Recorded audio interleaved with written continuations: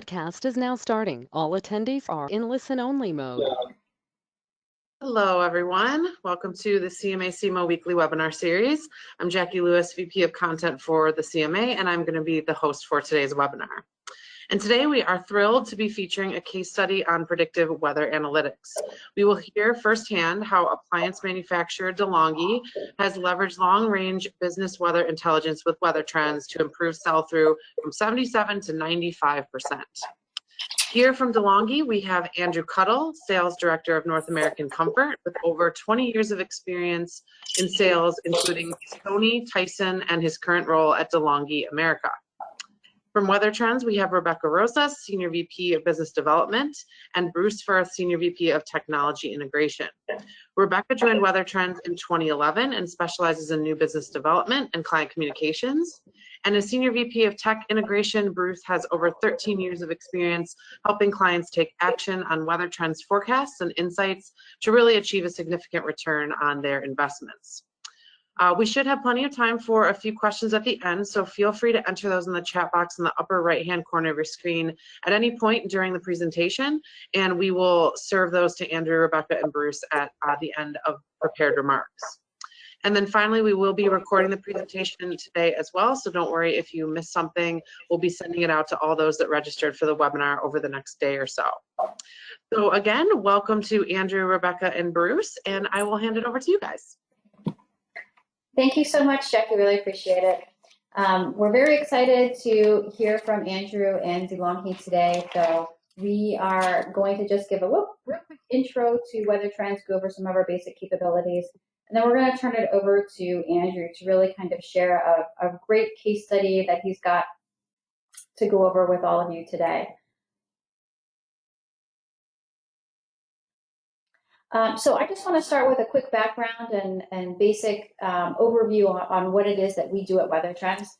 So Weather Trends, we do weather and we do analytics. So from the weather perspective, we are providing historical weather data, short-range weather data, long-range, almost year-ahead weather forecasts, and we have weather-based predictive analytics. From the long-range perspective, it's a couple key facts that would be good to know. Our forecasts are issued 11 months in advance. There are no changes or updates to those forecasts after they are issued. The long range includes daily temperature and weekly precipitation. And we'll get into how we do that in a little bit and accuracy, but in general, the accuracy on those long range forecasts is very similar, on par with what you would see in a traditional week 2 forecast from a traditional weather forecast provider. Then from the analytics side, that's Bruce's specialty. He'll be talking a little bit about that. Basically, we isolate and quantify the impact of weather on product sales, consumer behavior, and then we apply those metrics to our short-range forecast, our long-range forecast, to provide our clients with predictive tools that they can use to better improve their business functions. So these are some of the clients that we're currently working with. You can see we have a lot in the retail and CPG world, a lot of people from the category management side of things, obviously using our data. So I think this is one of the best testimonies, I think, to the level of accuracy, the level of service that we provide, is that we do have a very high client retention rate. Well over 80%, I think even over 85% client retention rate over a many-year period of time. And I think that's one of the greatest things about what we do. So the way that we create our long-range forecast is a multi-step process. We begin with reviewing historical weather data. We use 125 years of historical weather to lay the foundation for a statistical analysis. In our statistical process, we create probabilities that a weather pattern or event is likely to occur. So this is an example of New York State, where in this month, where we're looking at the month of March, there was a 91% chance that the forecasted month was going to be colder than last year, a 94% chance it was going to be wet and snowy, that type of thing. We also layer in the study of 24 different climate cycles, Most people are familiar with El Nino, La Nina. That's sort of the cycles that we look at. The important thing to know about the climate cycles is that most of them are water-based and they change slowly over time. So there's not a lot of surprises, and that allows us to bring an added level of confidence to that long-range statistical model. We then have a decision tree. It's an algorithm or if-then scenario that everything populates through, and then that's how we produce our forecast, which is global. So we're going to be focusing in on the US today, but everything that you see here today is global and is available through a variety of platforms. You see down here, weathertrends360.com. That is a client access web portal that we have. We also have APIs, data feeds, a variety of ways to access the information. So the accuracy on our long-range forecast is very strong, as I mentioned before. In these charts, what you're looking at, the bars represent our forecast. The black dotted line represents actual weather, what actually occurred. So this is looking at our year ahead forecast. So what you'll see here is that a couple of things that I always like to point out is that number one, we are always going to miss a week or two here and there. We're talking about year ahead statistical weather. There may be a 94% chance that something is going to happen, but it could always go the other way. However, that being said, what you'll also notice is that we do exceptionally well at capturing seasonal trends and forecasting that in our year ahead. The other thing that we cannot do in our long-range forecast is anything record-breaking because we have a statistical model, we have caps on it. So it will almost usually identify the trend correct. However, anything that would be outside of the realm of normal weather that has happened previously, it's happened before, that has to be picked up in our short-range forecast. If there's like record low temperatures, record high temperatures, anything like that, we have to pick up in our short-range forecast. So the left side is representing temperature trends, and then the right side is the precipitation trends. So you can see both are very strong. We have been audited against the National Weather Service, and our long-range forecasts outperform the National Weather Service. They have a long-range forecast that they issue 1 to 3 months in advance, and our 11-month ahead outperforms them 83% of the time. In addition, 98% of the time, we correctly identify if the forecasted period is going to be above or below normal or average, which brings a very significant advantage to any of our clients that may be used to finding out the normal or average weather. So in addition to our long-range forecasts being industry-leading, our short-range forecasts are also industry-leading. So this is an independent audit that was conducted. Pretty much every major weather company that produces a weather forecast is included in this chart that you see here. The way that the forecasting monitor, the third party, the way that they track it is they break it out days 1 to 5, 6 to 9, and 10 to 14. So you can see that's why it's broken out that way. The blue shaded area represents the range of forecast error. The red dot represents the industry average, and then all the way to the right is the highest accuracy forecast. So you can see for the winter season, we were ranked number 1 in all 3 time periods for our short range forecast, and then the first half of winter as well, or fall, I guess, we were also ranked number 1, as you can see here. So we're very proud of that as well. So at this time, I'm going to turn it over to Bruce, who is going to talk a little bit about how we produce our predictive analytics. Thank you, Rebecca. Having an accurate long-range weather forecast is great. What we've done, what we're really good at is taking a stream of POS data from your customers. So for example, store sales by week, matching that up with weather history by location, by week, running it through a proprietary workbench that we built in-house that quantifies historical weather's impact on your historical sales. And we call that the power of 1 degree. And that power of 1 degree is going to be different by area of the country and time of year. We also identify what we call the season start, peak, and end triggers. And a good example of that is how warm does it need to be in Milwaukee before people start shopping for men's shorts? And is that trigger significantly different in Miami? And people get acclimated to their local climates, and you will find significant differences in trigger temperatures across the US. So once we know the power of 1 degree and how past weather has impacted your past sales, as well as the season start, peak, and end triggers, we can pull in our long range 11-month ahead weather forecast that never changes after publication and create a predictive sales and marketing planner. And what that does is it gives you visibility of the weather forecast for the next 11 months, as well as how we're projecting that year-over-year change in weather to impact your sales for the upcoming season, and being able to look at the entire season, be able to look at the season in its entirety months before the season starts. So we have an example of what one of these planners looks like. Before we do that, we'd like to talk about how different customers have applied the power of 1 degree and the sales planner insights and knowledge within their business.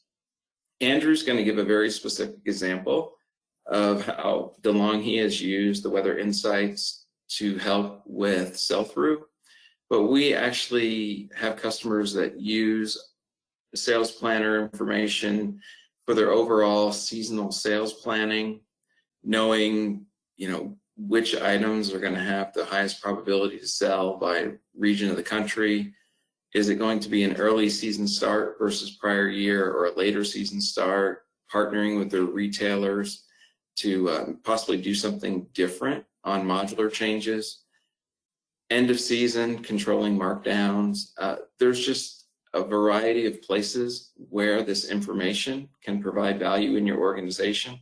Ultimately, it's up to our customers to work with us, tell us where the major pain points are, and then allow us to guide them to where that information can be found in our deliverables, and then how to apply that in their own systems to do better with their business. Next slide, please.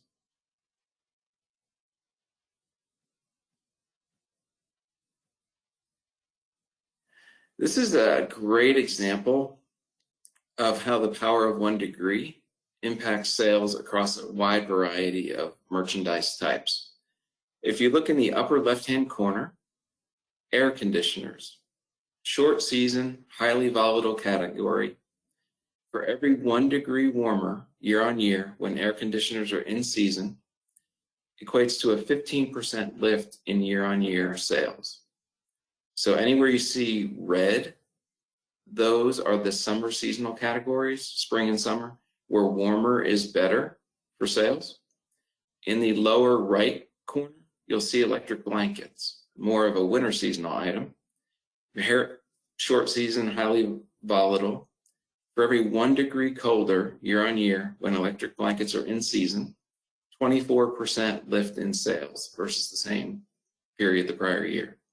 If you look in the center, ice cream, soup, jeans, more consumable, staple type items, the volatility and weather response is not as great as what you see with air conditioners and electric blankets.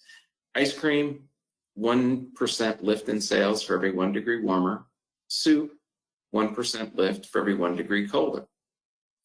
Okay, and you can scan across the different categories that we have as examples here, and if they apply, really good example of how even things that are consumed year-round have a weather component built into their sales history. Next slide, please.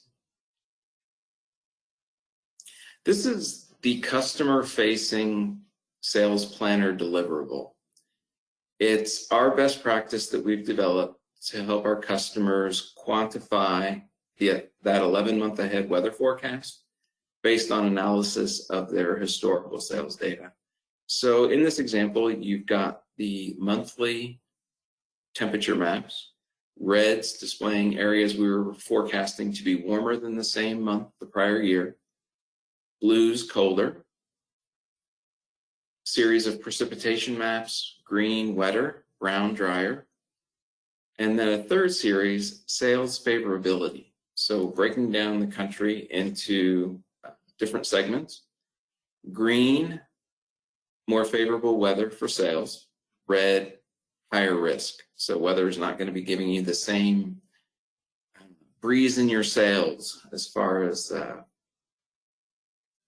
giving you the opportunity to, let me go through that again. Green meaning more favorable, red being risky, risk being weather is not going to be as favorable as it was the prior year and could potentially have a negative impact on your sales.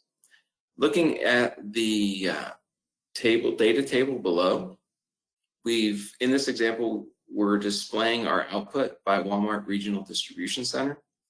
So for each geography, and that's representative of the 100 or so stores serviced out of each distribution center. By week, the percentage values are the weather favorability this year for the upcoming season versus the same period, same week last year. So as an example, we'll take a look at week ending September 25th, 2020, DC 6018. We see a turquoise outline around that cell. That's signifying the start of season week. The 20% green coloration in the cell is telling us it's more favorable weather than the same week the prior year. If I sold 100 out of that distribution center the prior year, the 20% lift can be added directly on, and your base forecast with weather included for the upcoming season would be for 120. And as you stay in that specific DC region and scan over to the right, we've got 2 favorable weeks back to back, 3 favorable weeks colored green, and then weather turns unfavorable versus the same weeks last year. We've got a period of red, and that's where we're projecting weather is not giving you the same lift it gave you the prior season. You'll still sell merchandise, weather will just not be giving you the lift it gave you the prior year. All the way over to the right, you'll see an overall seasonal sales total, and that is our projection on how the overall weather favorability will shape up for the entire season. Next slide is the same sales planner output, but instead of looking at year-on-year lift percentages, utilizing that power of 1 degree I talked about, this is giving the average temperature in each cell, still giving the season start, peak, and end information. This would be good for those not doing your media and promotion planning, just being able to take a look DC by DC, the length of the season, when it's going to start, when we're projecting it will peak, and when it will end. If you needed to land specific customer-facing promotions, what's the best week in which to do that? There's a variety of ways that this information can be used. Again, it's not giving the quantification all the way down to the power of 1 degree. It is more weather-based than the prior planner we looked at. You get both. We provide both views with each planner. Next slide, Rebecca. Being able to look at your entire 11-month ahead season is a very valuable tool, but we know that our customers have a need for very tactical, this week, next week decision-making, whether it be store replenishment decisions or supply chain decisions.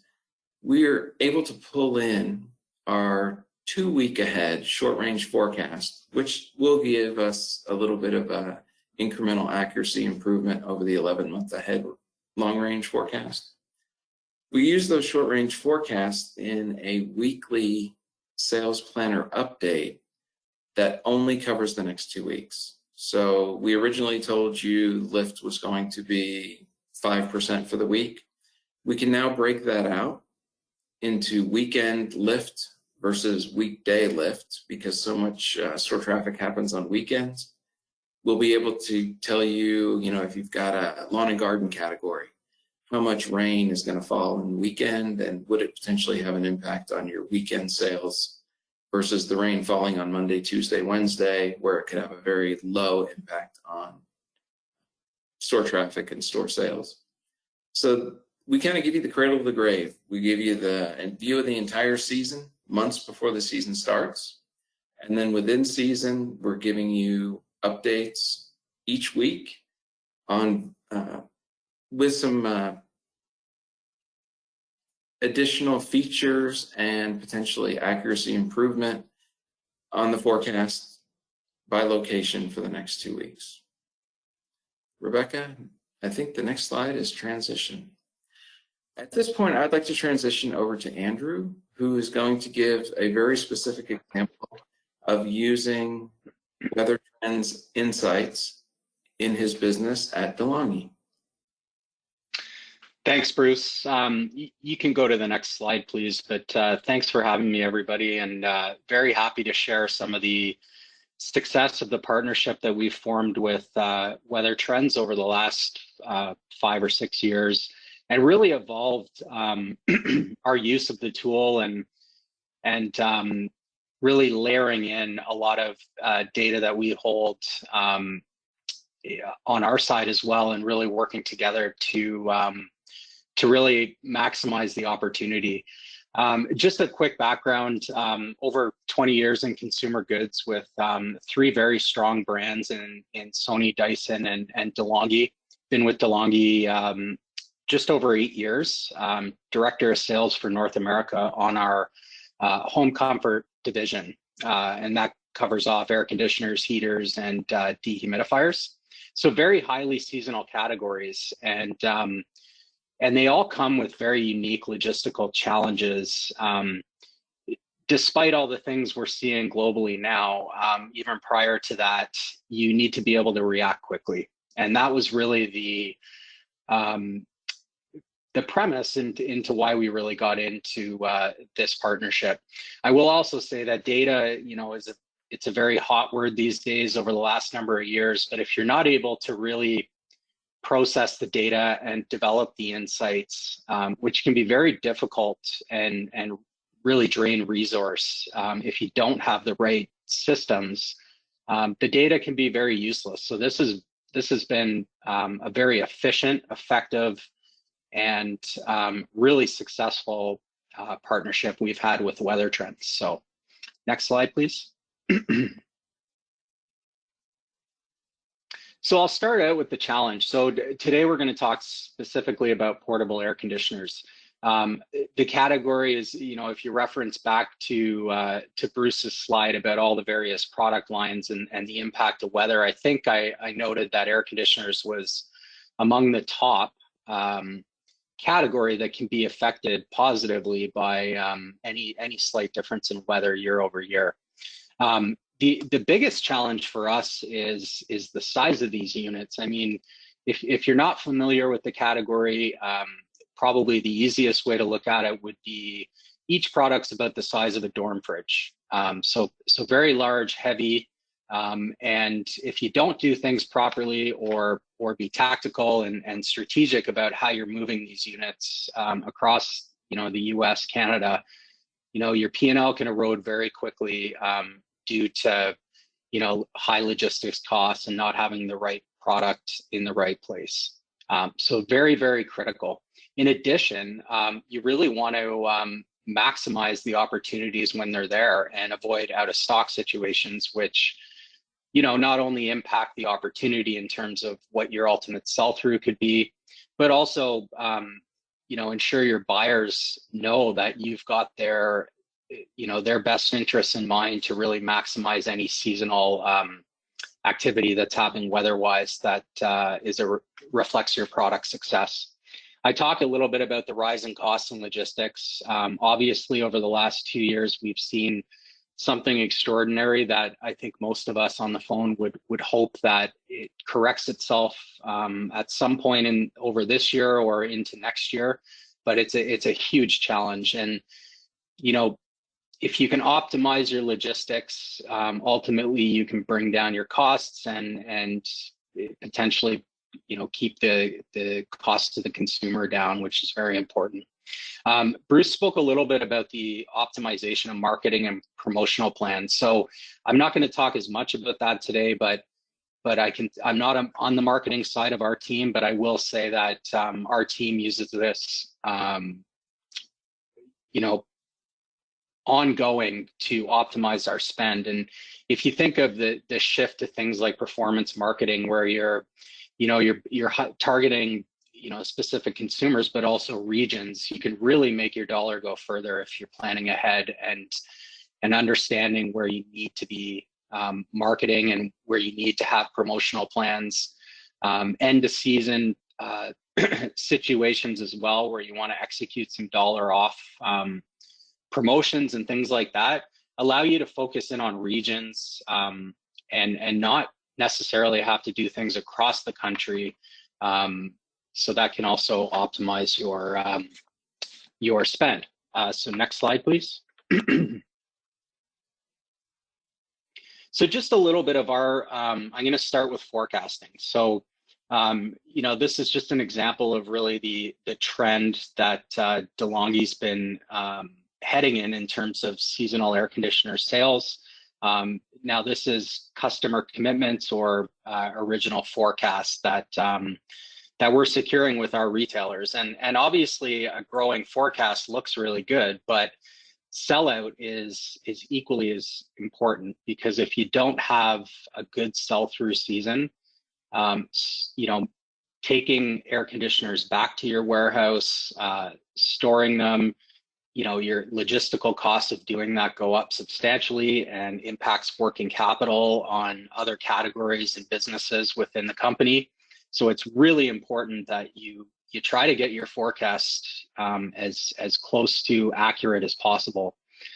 And the other thing, depending by company, but a lot of retailers on seasonal categories negotiate pretty favorable agreements with suppliers that puts a lot of the onus back on suppliers to really ensure sellout, or that there is some sort of an agreement to take the goods back and then repurpose them for the following season. So all those things cost money.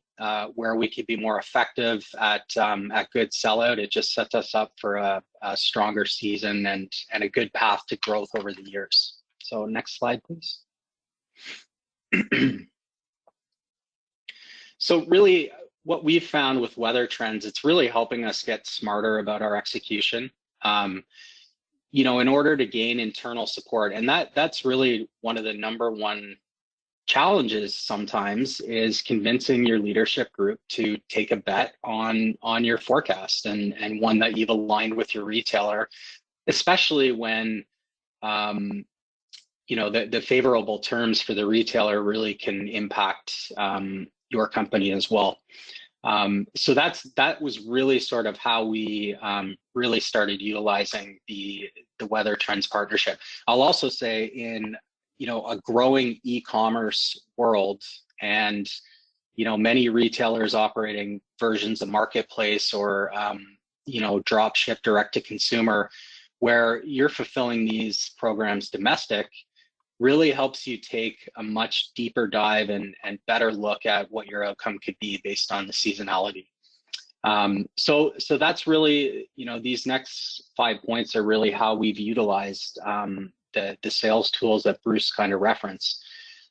We're predicting the outcomes of our season in a much better way, specifically over the last 3 years. We're utilizing the sales planner to predict timing. So Bruce mentioned, is it going to be an earlier start to a season? Is it going to be a later finish? Things like that. When you're applying that to ocean freight and things like that, really understanding the critical time that products need to arrive by can really help you balance out your global costs of logistics. It's also helped us to look at a regional basis in specific regions that typically just want to be in by a certain date and out of stock by a certain date. And now we're actually working with retailers on creating much longer seasons on the floor in places like LA, Puerto Rico, Hawaii, where historically it's just an in and out date across the country. We've really been able to focus in on those regions. And also for those regions, from an online standpoint, helps us continue to stay in stock longer for the opportunities that we continue to identify. I talked about marketing and won't go too much into that, but it's been really effective and helped us optimize our spends. So next slide.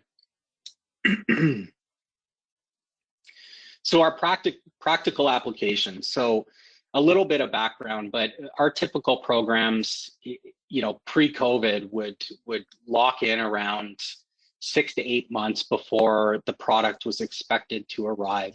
And, you know, that accounts for, you know, manufacturing, procurement of components, and all the things that go into preparing for a season. You know, those lead times continue to get a bit longer. But on average, I would say, considering what's happened with COVID and prior to that, we're looking at an average of about 8 months.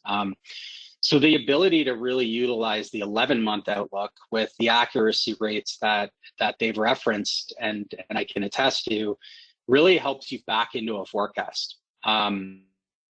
So, you know, if and generally, if you look at seasonal categories like air conditioners, they can tend to be fairly flat. They're not, you know, necessarily booming categories where you're going to see double-digit growth year after year. You can really see ups and downs. So the smarter you can be about your forecasting, your positioning, your timing, your marketing, really sets you up for more success. So our methods, you have to have access to the account POS, and you need to have it at a pretty granular level if you want this to work most effectively for your business. And sometimes, you know, with some retailers outsourcing their sales reporting tools and things like that, not everybody is you know, having access to that data to the level that allows this to be truly effective. But that's a critical piece, is being able to look back at your historical sales over a period of 3 years or more, and you submit that down to the zip code, and you hand it to Bruce, and you get back this great file that really helps you understand how the season's going to go. And it also helps you identify specific regions where maybe the weather's not showing to be favorable over last season, but you can start to identify, you know, areas where you might have been out of stock last year, where you've missed sales, and really start to take bets on those despite, you know, maybe the weather not showing to be a lot hotter than it was prior season. But it gives you a really good high level on what to expect for the next season. That becomes really helpful for just aligning on the forecast with your retailers, aligning internally with your leadership groups about, you know, taking a big bet on inventory in a seasonal category that can be a little bit challenging for leadership groups to buy into, specifically when you're, you know, in multiple different categories and things like that. So next slide, please. So here's an example of a retailer that we work with, and we worked with Weather Trends. So I mentioned submitting data at the store level. That in some cases, depending on the retailer, can be, you know, well over 1,000 stores, and then looking at it from our standpoint it's too much. You know, it becomes very hard to drill down to a store level and help drive demand and product flow to that many stores. So what Weather Trends was able to do for us was to build out retailer regions that align with the way the regions are built in the system for those retailers. And this really helps us, because in a lot of cases, regional managers will have a big say on what the replenishment looks like for their region for that specific time. And you can build out, and we build it out by region, and we send weekly reports to the regional managers with one of our core retailers to give them sort of a lens on what the next few weeks will look like, what it'll look like prior to last year. And we also provide their regional sales so that they can ensure that their warehouse is in stock that will allow them to have enough stock for the individual store demand as they're placing those orders. So here's just an example of the 2-week demand forecast that Bruce talked about and how we use it. And again, it's not only favorable for getting stock into the stores that or the regions that are really going to need it, but it's also very helpful to make sure you're not sending too much stock to areas that look like, the next week or 2 weeks are going to be soft. Okay, next slide. And this is an example really of the, lift analysis that we received from Weather Trends from Bruce, and really helps us to identify and quantify what the opportunity could be in that course period of time, and very helpful for us in season. It also, looking at the 11-month out as we're trying to build our forecast and understanding what the product flow is going to need to be. It also helps us plan our logistics in terms of what ports we're, across the US, what ports we want to land product in to reduce our last mile deliveries to the warehouse and things like that. So it's very helpful. Next slide.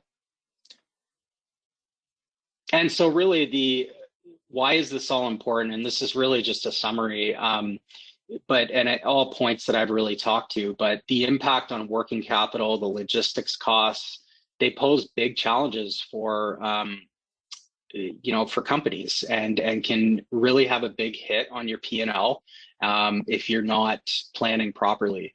And just for this specific example of air conditioners, portable air conditioners, just for some perspective, I mean, if you were to finish the season with I can't remember the exact number if I have it here, but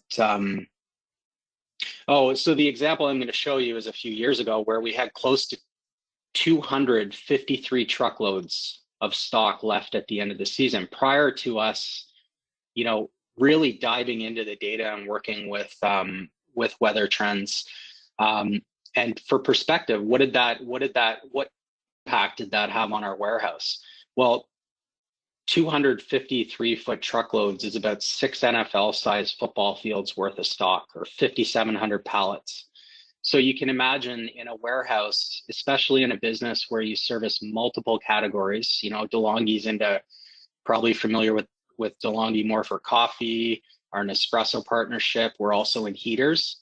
All those products demand space in our warehouse. And if we finish a season using 57 pallet spots of air conditioners that really won't be sold until the following year, you can imagine the strain that puts on our company.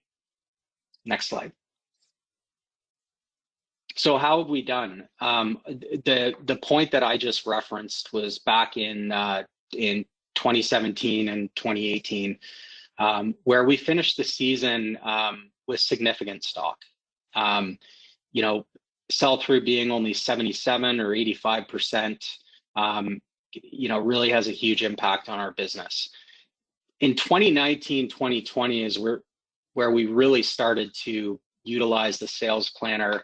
We signed on for retailer data that was really needed to make use of this tool.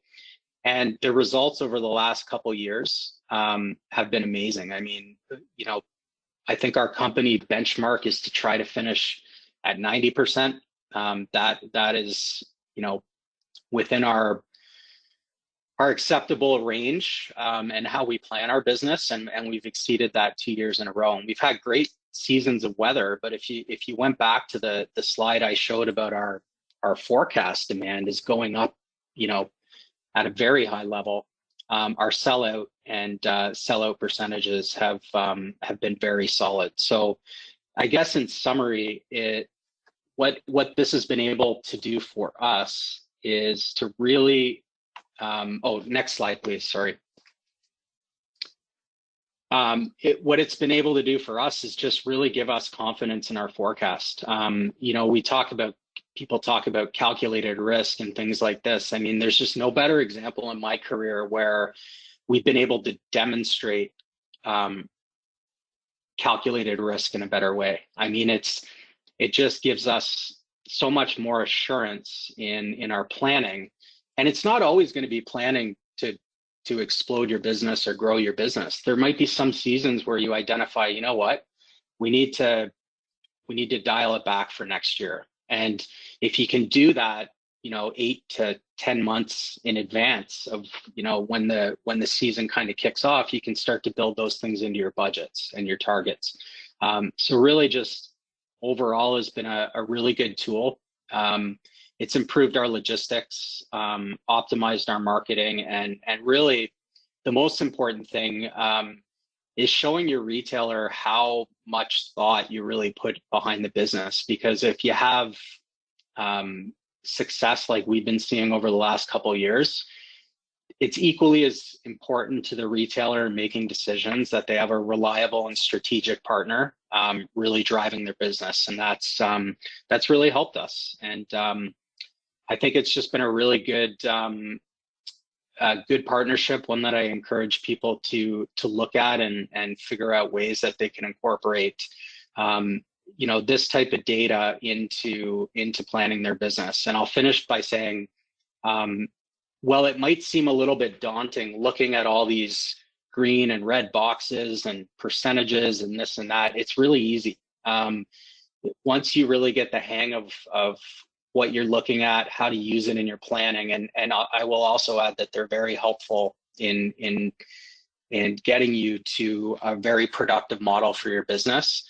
It's not a big time-consuming thing, and I don't know of any other service out there where you'll get better results for your business. So with that, I appreciate the opportunity, and I hope I can answer any questions that anybody has.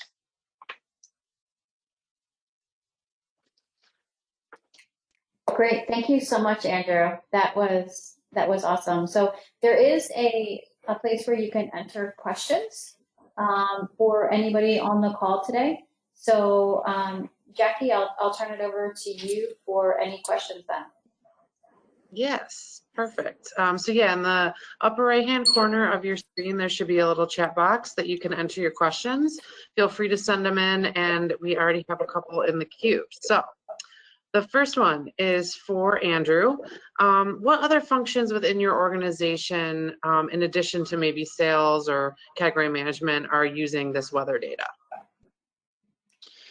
Well, I did speak a little bit about marketing, and that really, I would say, more on driving our online business specifically. So yeah, there is the commercial side of that, of sellout online, but our marketing teams are able to use it in a couple ways. Number one is just the performance marketing side, where we're targeting very specific region, you know, different, you know, through multiple different ways. The other side's PR. You know, when it gets super hot in the summer, you start seeing on the news about apartment buildings that, you know, aren't air conditioned, or, you know, senior homes and things like that. That's been really helpful from a PR standpoint, because we can get out and, you know, find some stock to help out and you know, and things like that. So we can get ahead of that before it actually happens. And that's a really important thing as well. Not just for the PR value of it, but just to do the right thing. So. Sure. Never even thought of that one. So it extends even beyond sales and kind of marketing. So that's great. Absolutely. Yep.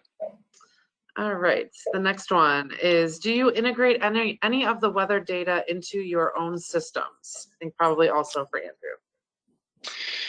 So for us, no, because we don't have any systems internally right now that we could. I do know that some retailers are starting to do that. Not with weather trends, or I'm not sure if it is or isn't, but to the degree of accuracy and the ability to have this 11 months in advance, I mean, that's the starting point, right? It's if you're getting this a month in advance, you've already bought all your stock for the season. You've made your plans, you know where it's going. So to answer the question, no, we don't. We sort of give our data to weather trends and they give it back to us with a nice bow on it, and it works really well for us. So. All right, next one is, how have you measured the accuracy of the data internally? How have we well, I guess the high level is, I mean, you can see by that last chart our sellout. I mean, it's been consistent over the last number of years. So, you know, to our leadership group, that's how they gauge it. But I will say, there has not been in the last 3 years a territory or a region that we've been caught off guard in a major way. Not in the sense that we've sort of missed the boat altogether. Maybe sellout was a lot higher than their analysis, and that's anecdotal, I think, really, because you just don't know all the other factors that could be. It could be a different promotion at a different time that Bruce may not know about or something like that. But how do we measure it? I think we measure it by the results at the end of the season. It's hard to go back on a full season like this with so many regions and retailers and things and look at the exact temperature on an exact day. I think the macro look or view at this really speaks to the value of this service. Absolutely, that's great. And I'll also say I'm not a paid sponsor here by Weather Trends. I really believe in this. I do love data. But again, to my point when I kicked off, data is great, but if you can't do anything with it, it's useless. And sometimes you can get lost in it. This was just a really easy way for us to streamline what really needs to be done on our end, which is be prudent with our planning and execution. Yep, love it. All right, the next one is going to be for Bruce and Rebecca. So what kind of data does a company need to send you to get the results DeLonghi is obtaining, and how does that data merge with the weather trend reports? So it sounds like sales data, right? By region, maybe, is what you guys use?